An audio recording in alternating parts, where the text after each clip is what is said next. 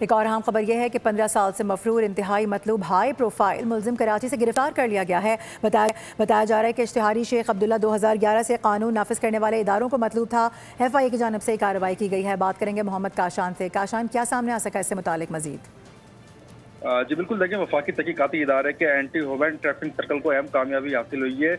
15 سال سے مفرور انتہائی مطلوب ملزم کراچی سے گرفتار کر لیا گیا ہے۔ ایف آئی اے حکام کا بتا رہے ہیں کہ یہ ملزم جو ہے سال 2011 سے قانون نافذ کرنے والے اداروں کو مطلوب تھا اور ملزم اپنے اہل خانہ کے ہمراہ ایک منظم مجرمانہ نیٹ ورک چلا رہا تھا۔ نیٹ ورک سادہ لوگ شہریوں کو حج و عمرے کے پیکیجز کا جھانسا دے کے لاکھوں روپے ان سے ہتھیار تھا، جبکہ ملزم نے جعلی وعدوں اور فریب صحیح کے ذریعے متعدد متاثرین سے بھاری رقم بھی بٹوری ہے۔ دوسری جانب یہ ملزم جو ہے خواتین کا استحصال کرنے کے ساتھ ساتھ ان کی ذاتی دستاویزات کا غیر قانونی استعمال بھی کرتا تھا۔ ملزم خواتین سے حاصل کردہ دستاویزات اور کوائف کو جعلی کمپنیوں اور کاروباری اداروں کے قیام کے لیے استعمال کرتا تھا، جبکہ ایف آئی اے کا بتانا ہے کہ ملزم کی گرفتاری کے بعد دیگر ساتھیوں سہولت کاروں اس کاروبار سے فائدہ اٹھانے والے افراد کے خلاف بھی دائرہ وسیع کر کے تحقیقات کا آغاز کر دیا گیا ہے۔ ٹھیک ہے کاشان، آگاہ کرنے کے لیے آپ کا بہت شکریہ۔